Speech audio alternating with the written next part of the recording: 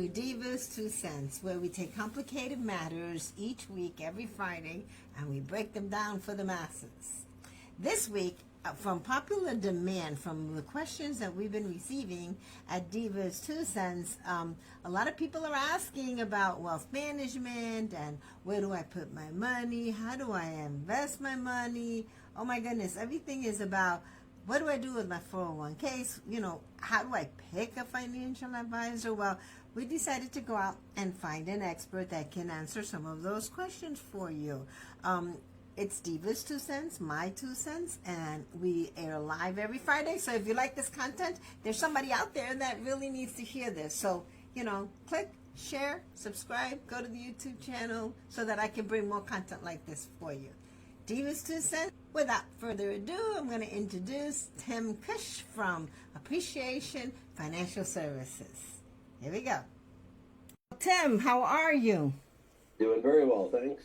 Oh, good. I am so happy that you have decided to join us with your Appreciation Financial Services company.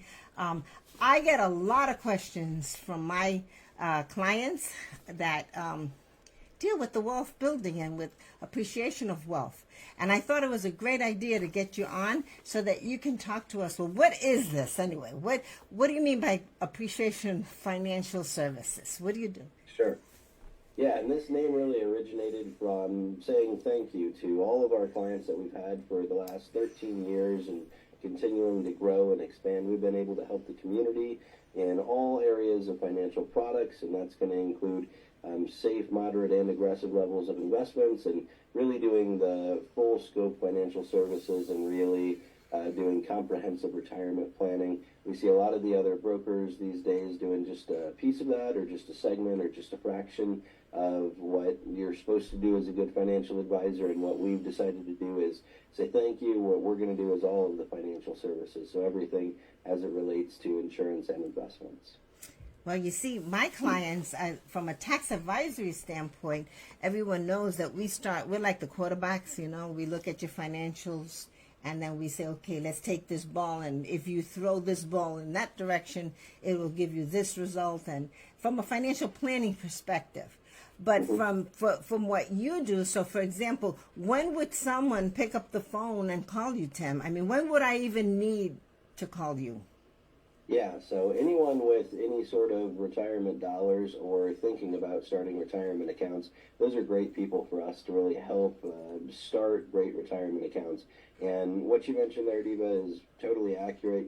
The tax side definitely plays some implications in there as well for what we do on the investment side of the world. There definitely needs to be an investment strategy should you have money pre-tax, post-tax, or non-qualified for retirement dollars. And we have all of these different areas that we can invest in, things like IRAs on a pre-tax basis, Roth IRAs on a post-tax basis, and many, many other investment choices inside there. And so when we get together with our clients, we help them go through a quick fact finder so we understand exactly what they need to be doing inside their financial plan, because everybody's unique and everybody has their own situation. So we go through and help them understand where they are in their career, when they want to retire, the goals that they have and the expectations that they have for retirement, and we help them put a game plan together and tell them how much they should save, in what tax areas they should be saving through those internal investments. So we help with all that.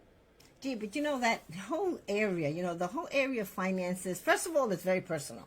So nobody really wants to talk about their finances. Even when you meet people and you network with them, they're kind of shy as to say, well, because they don't understand it. A lot of people have, you work all these years, you put a lot of money in your 401k or some type of pension or plan.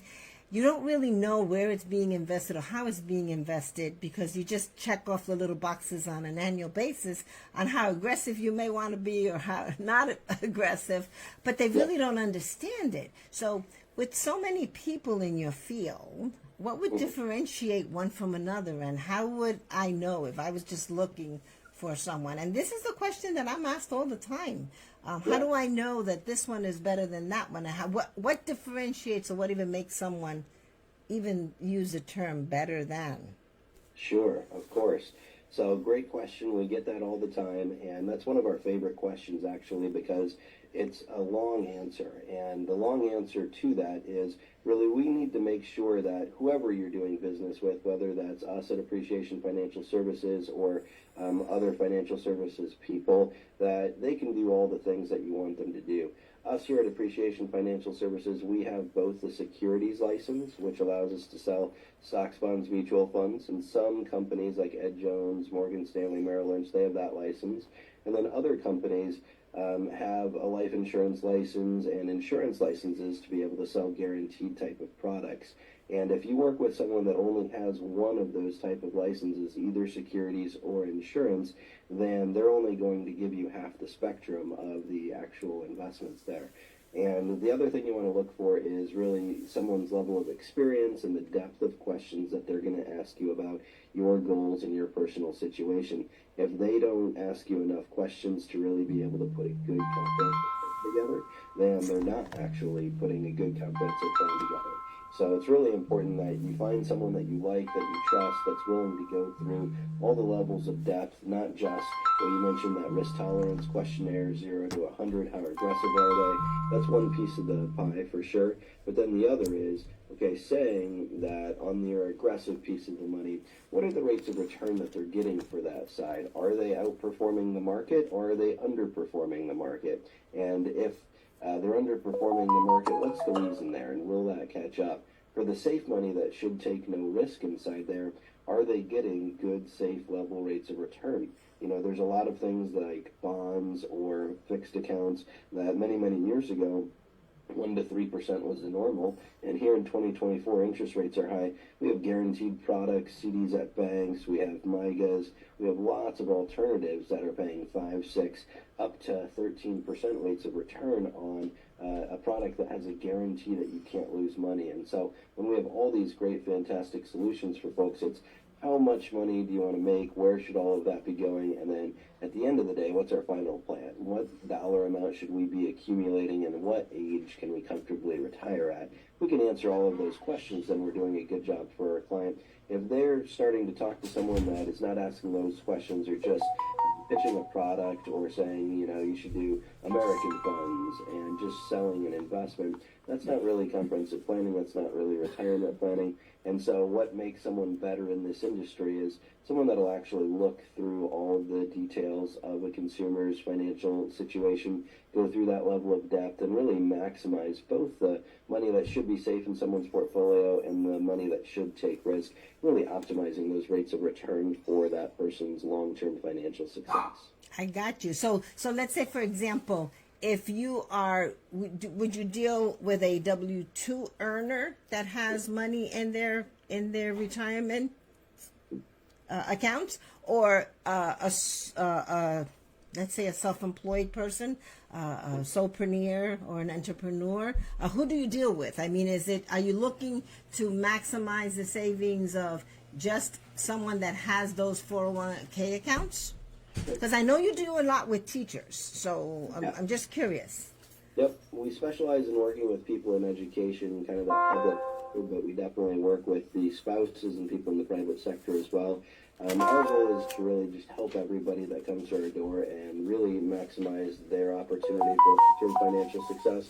And what that means inside that is we're looking for the people that have a couple of dollars, that want the advice and guidance of a financial professional, someone that's going to come to them at least on an annual basis, review their situation, review their circumstances, and make sure that we're having suitable, appropriate investments going forward.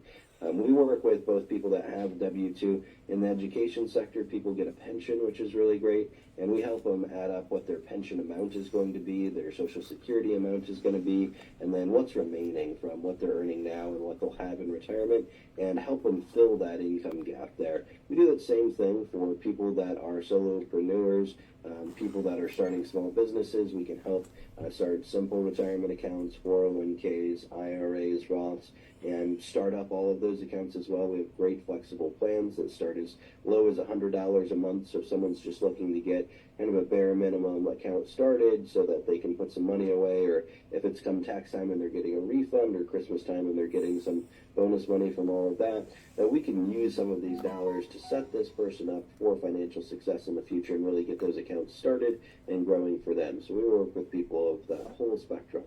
Oh my goodness. Okay, so you mentioned a group of individuals. You mentioned Yep. teachers. And teachers, that is the group that's most unappreciated, in my opinion, these days, and should end up retiring with a good portfolio. But as a teacher, I mean, from what I understand, they put money in their pension and somebody else dictates what they do with that, right? I mean, they don't get a chance to dictate it, or do they? Or am I mistaken?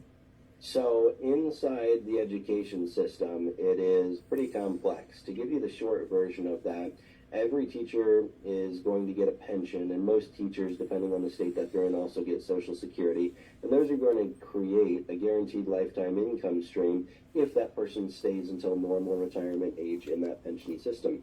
If they don't, if they do it for 5 years, 10 years, 15 years, and they don't retire in that system, start and retire in that system, then they're eligible for a rollover.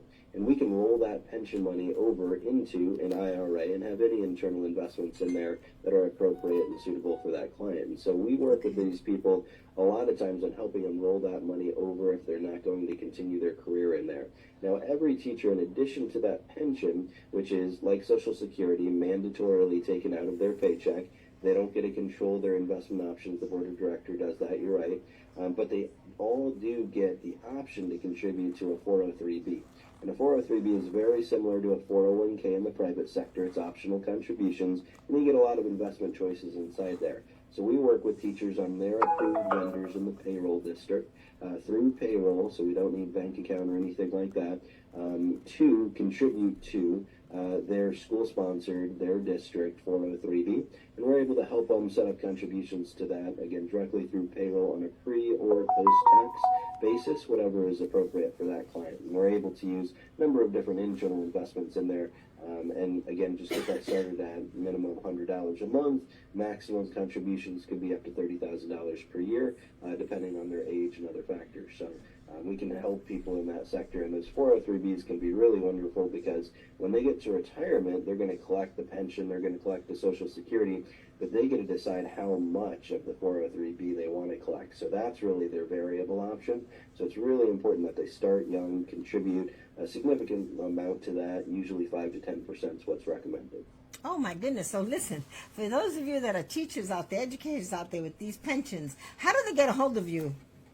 Yep, they can go to our email or send us a text message. It is one of the quickest ways to get a hold of us. And our phone number for that is 402-202-8216, or it's just the name of our company. So you can email tim@appreciationfinancialservices.com, and you'll be able to get a hold of us that way. Excellent. What I'm going to do is we're going to put that in the chat, guys, so that if you're listening to this on a replay, that you'll have that information there so you can get a hold of Tim. It's important. Now, he said a lot of stuff right now. There's a lot of good information, a lot of little nuggets in what he's talking about. Because quite frankly, even when I look at from a tax certified advisor that I am, looking at different pensions, looking at different accounts, 401ks, 403bs, even I say, well, you should check with someone who's an expert in that area. Because if you have a heart attack, you're not going to go to a podiatrist or an optometrist. You're going to go to someone that understands the field that you're looking to enhance. And if you're looking for that type of wealth management, Tim is your guy. So don't forget, he can be reached at 402-202-8216, or you can shoot him an email as well. What type of advice, what kind of advice do you want to put out there? Last little nugget that you want to give them. Last little bit, and so some of the things that we're seeing, the younger folks definitely get started on retirement accounts. That's the most important part, is just start your contributions. For the older folks out there, we're seeing a big shift from taking huge levels of risk to more moderate levels of risk. So make sure that you're meeting with a financial professional like myself or someone else that is reviewing your situation, making sure that we're taking the right amount of risk in your portfolio and maximizing your returns. Excellent. Thank you. Thank you so much. So there you got it. Tim at appreciationfinancialservices.com. Right? Yep, you got it. Thank you so much for joining us. I really appreciate it. I'm looking forward to working together with you. Okay, collaborating more. Thank you, Tim. Appreciate you. Yep.